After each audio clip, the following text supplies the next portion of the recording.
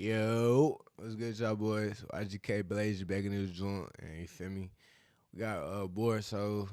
I'm not gonna lie, this is nobody asked for this shit, but I did, nigga. I've been trying to catch myself back up, and I'm just like, fuck it. If I'm gonna watch the video, I might as well react to it. I haven't seen this shit, but I have seen some of the spoilers for chapter 15. If you're not catched up on the manga, go read that shit, bro. I don't really advertise a lot of shit, but please go read that shit, man. That shit is fucking great. But no more talking. Let's get into it. So we finally have chapter 15 of Boruto 2 Blue Vortex in full, and it pretty much confirms that Boruto is dying, and it has something to do with Momoshiki. So we have a lot to discuss in regards to that, but we also have the fight between Gaara and the Matsuri Shinju, along with the reveal of Kawaki's true power. So yeah, we have a lot to discuss, but of course we're gonna start from the top as per usual. So the person on the cover is the Shinki Shinju, and the title for the chapter is apparently A Fulfilling Life, which is either in reference to what happens to Gaara in the chapter, or more so in reference to Boruto eventually dying. So we see how that plays out, of course. So the chapter pretty much starts off in the Sand Village with the side text saying, "Sand trap, what happened to Shinki and the others trapped in the sand? What in the world?" We then see that Shinki and his two teammates, I don't remember their names by the way, but they seem to be trapped in some form of sand. And Shinki says, "Please release the sand. We will fight too." We then skip over to Gaara saying that it's no good. "I'll carry you to the entrance like this. Run. This is an order from the Kazekage, okay?" And we see that Gaara is critically wounded. He's They be saying fucking run, like niggas gonna be like, all right. You know what I'm saying, bro? Like, nigga, that's your fucking adopted son, bro. Like, come on, bro. And granted, yeah, Boruto, he had no choice when Sasuke told that nigga to run, cause you feel me, like. But, bro, you really think that nigga want to do that shit, bro? Come on, man. bleeding from his mouth and seems to have a wound on his chest or in his stomach, so he's pretty badly injured. Now it then shows some unknown figure saying, "That's why I told you. I merely came here following traces of Boruto and his ally. I don't care about you guys." It's then revealed that this person is the Matsuri Shinju. She then goes on to say, "By the way, that wound, you need to do something or you're going to die. I don't think it's a place to be concerned about the kids behind you." Gaara then goes on to say, "That is why for their futures, I won't let them die in a place like this, even if I exchange my life for them." Matsuri then goes on to once again make it clear that if he doesn't resist, the children won't be harmed. Gaara then sends the ball of sands flying that contains the children, and then goes on to say that he's counting on them for the future of the sand. We then see that around 3 to 4 kilograms went charging at Gaara, and they try to, well, devour him. That's when Shinki seemingly forces one of his hand outside of the sandball or sand coffin thing, which he then wields to control his own iron sand, which he then uses to free himself from Gaara's sandball. Now I do find it interesting that Shinki needed to use hand signs to wield his sand, which he didn't need to do before, so I'm not sure what's going on here, but I guess we'll find out soon. I'm so mad that, I mean, Shinky, yeah, now he's getting his time in the manga, but I'm mad that they didn't expand his character. And I'm granted, yes, the chapter hasn't came out yet, and we're just now getting what fucking Ryu, that's his name. But bro, it's only like the anime, and even then the anime was filler. But sometimes I ain't gonna lie, some of the filler fire. When the nigga went back in time, Boruto went back in time, met Kid Naruto, fire. But long story short, I'm just mad that some characters don't get their love. Like Shinky, I think that's his name. I think that's his name. I'm pretty fucking sure. The one with the fucking glasses, bro. That nigga smart as shit. Give him some love, bro. God damn. Enough. Now just before the Kalagram could actually devour Gar before he could bite him, Shinki then covered him with his iron sand Shinky. using a jutsu Nah, called this- Iron Sand Sealing Palm. He then goes on to say that it's necessary for the future of the sand itself. We still need you. And the Matsuri Shinju replied saying, "Oh my, what a bad child. You should have followed your father's orders." And that's when one of the Kalagrams pretty much snuck up on Shinki and devoured him, turning him into a tree. He then goes on to say, "You guys need to go. Tell I think it's Shikadai. I think it's Shikadai. I could be wrong, but I'm not in 80, 65% sure.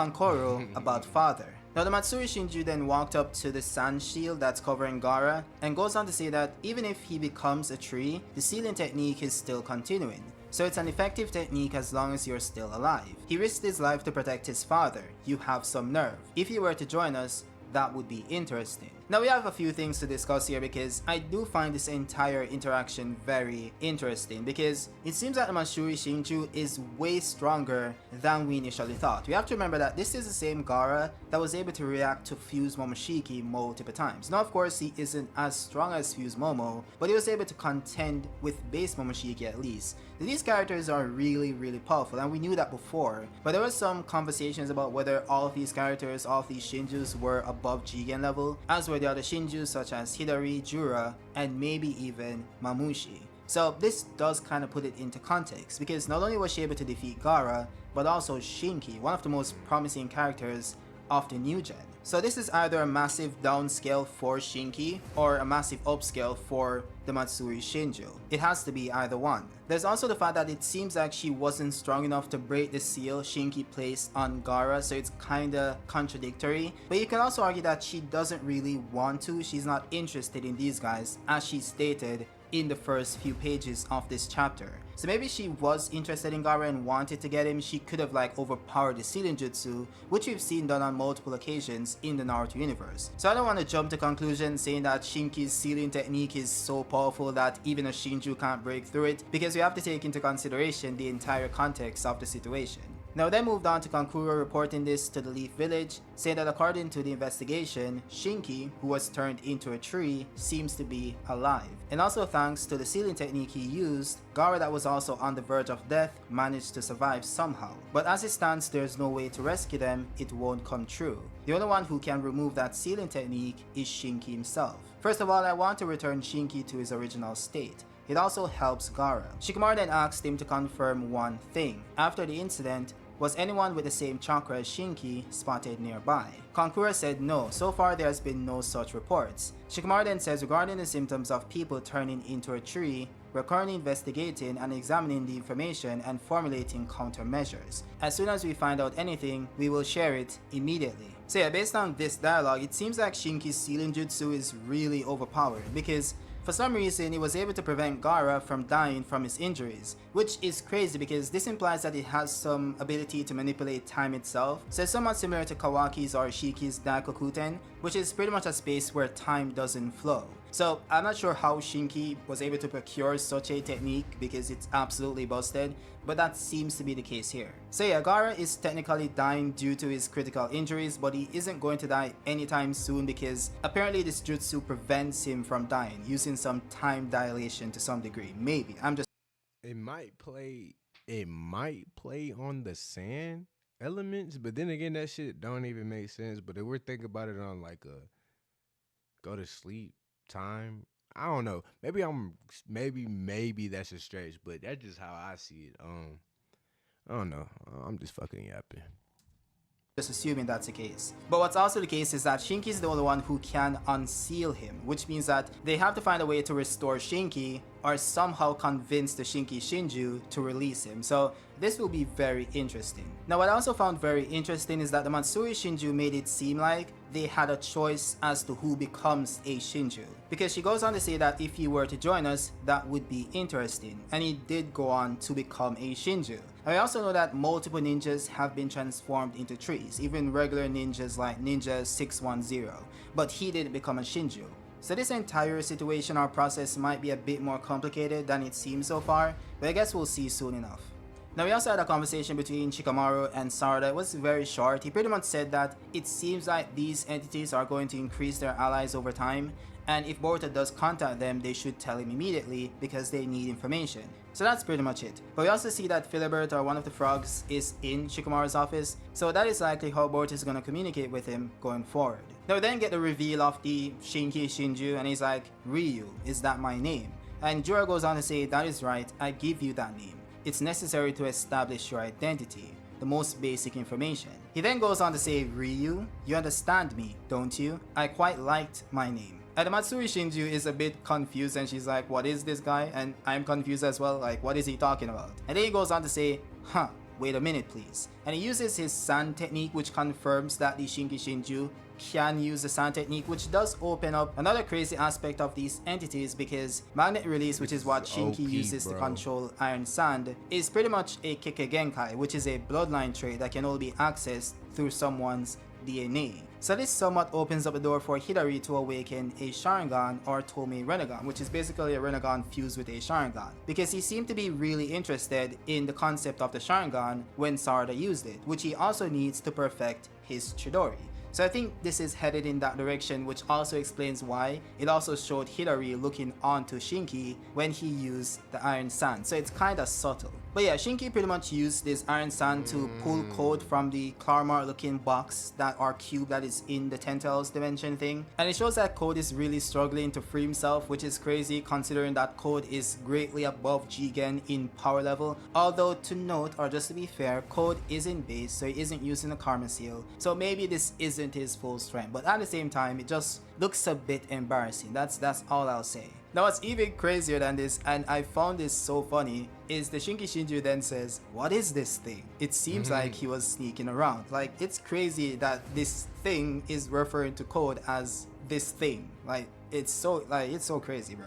But yeah, moving on. Jorah then says, "Never mind, let him go. He's Code. In some ways we owe a debt of gratitude to him." He then goes on to ask Code, "What is he doing here? Are you of any use to us?" And Code goes on to say, "Huh? Do you have any business or anything? What do all of you intend to do? Do you have any intention of eating the Otsutsuki?" Jorah then goes on to say that, "Although I intend to do so eventually, but right now there are a lot of issues that need to be prioritized. I'm deliberating putting off the matter of the Otsutsuki, or with the Otsutsuki." He then goes on to say that Code has a grudge against Boruto and that he is a threat for them to eliminate. If he wants to kill him, go ahead and do so. Kawaki alone is good enough for food. Code then says, "Hey, what makes you so arrogant to decide on your own? It's up to me to decide who I kill. You monsters should just focus on eating the Otsutsuki. And hey, don't forget this. The one who eats the chakra fruit is me, to become the new Otsutsuki who carries on Ishiki's will." Jorah then goes on to pretty much repeat what we already know about the chakra fruit, which is that it contains dense energy and the mass containing genetic information of all life. But then he goes on to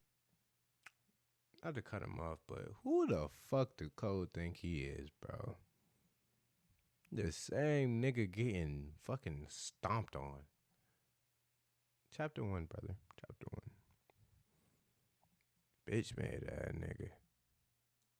say what will really happen. What would happen if we were to eat it? And I did cover this in my spoiler review that I did yesterday or the day before, depending on when I upload this video. But yeah, it's really interesting that they are considering consuming the chakra fruit because they are the ones who create it. They are the divine tree. So it has to be the case where it's just in their genetic code to produce a chakra fruit. It's like when we consume food and we break it down into different substance or energies for our bodies and also pass it out in the form of like stool and feces and so on, which is something that we naturally do every week or every day for some people. I'm not judging.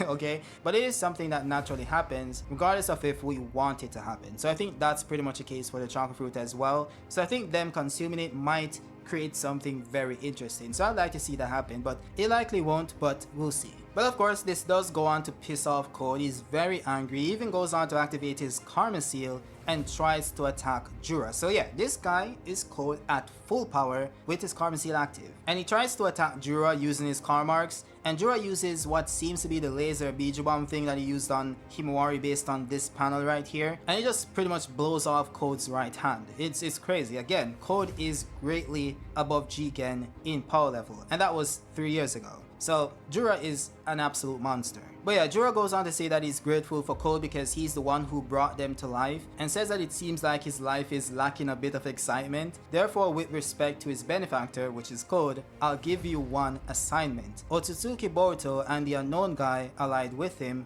find them and kill them. In exchange for this result, I promise to give you the chakra fruit. What do you think? The colors have faded in your life too. This will give it a little more tension, won't it? And it's so funny because it's like Kishimoto, or not Kishimoto, I mean Ikimoto, because he's the one who's actually writing the story and the dialogue. But it seems like he's listening to what we're saying, because everyone has been saying, yo, what happened to Code? Where is he? Who is Code? Who's that character? What is he doing? You know, what's happening? What's his purpose? And that's pretty much the same thing Jura is saying. Like, yeah, your life seems to be lacking a bit of purpose. Let me give you something to do in this story.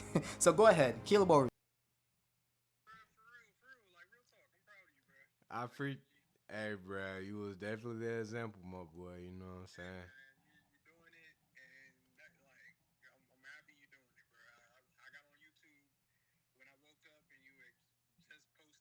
We then switch over to Boruto sitting atop the Akage monument, Naruto's head to be specific, and then Kawaki decides to pay him a visit pretty much, and he's very calm. He's not like trying to kill Boruto, he's taking a different approach. Boruto then asks him if he's alone, and Kawaki says that's right, but Ada might be watching. Boruto goes on to say, what's wrong? Why are you not coming at me this time? Kawaki says, what do you intend to do, Boruto? Those guys from Konoha, why aren't you telling them the truth? Boruto then goes on to pretty much say that it won't lead to anything good. No matter what the truth is, some will believe on that and some will doubt that. This will gradually create the division and lead to confusion. I just want to avoid that. At least now Konoha is functioning normally. That is fine. And no matter what happens, I have acquired a strength that does not waver, thanks to my master. So Boruto is pretty much saying that, yeah, you guys are not strong enough to defeat me, so it doesn't matter what you guys think. You know, you guys can think I'm the rogue ninja that killed the Akage. You guys Goat.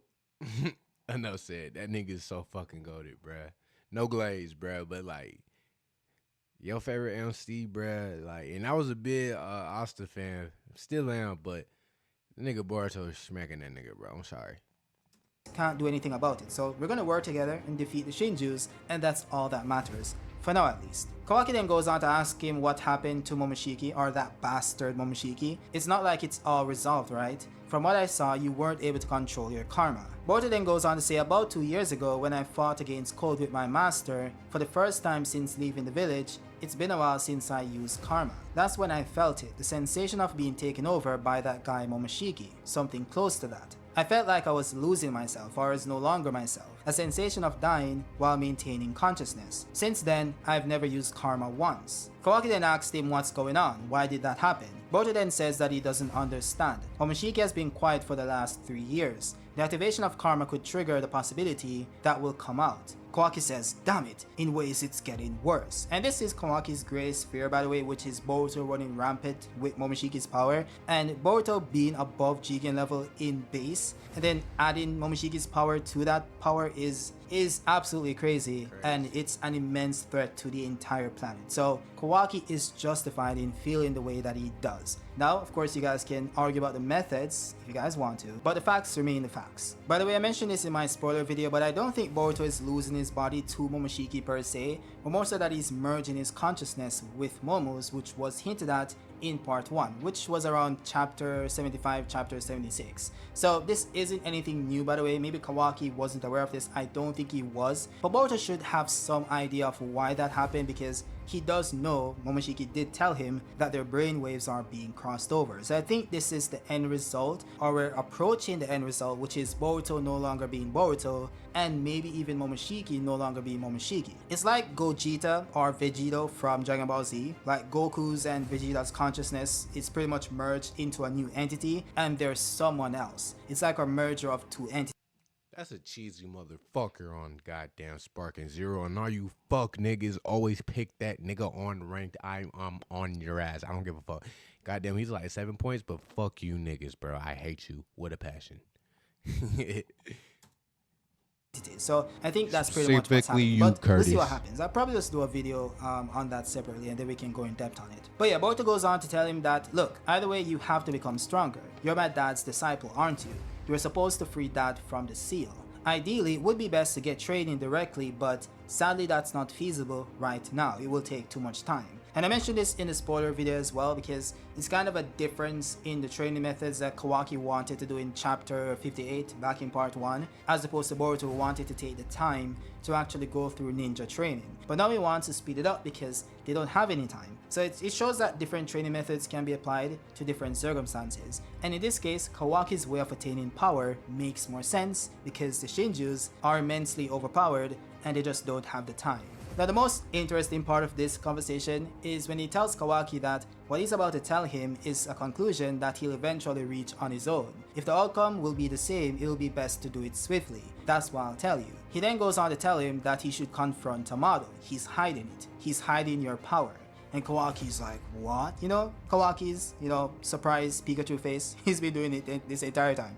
It's always funny. But yeah, it then goes on to say that your attack capacity or attack capability has a limiter placed on it. And this also applies to your defensive capability and regeneration ability too. That guy has adjusted these within a certain limit. That is when it's also revealed that Amado is watching everything through Kawaki's eyes, which is very similar to what we saw with Delta in chapter 8, I believe. And Boruto believes that he did this because it would be a problem if he died.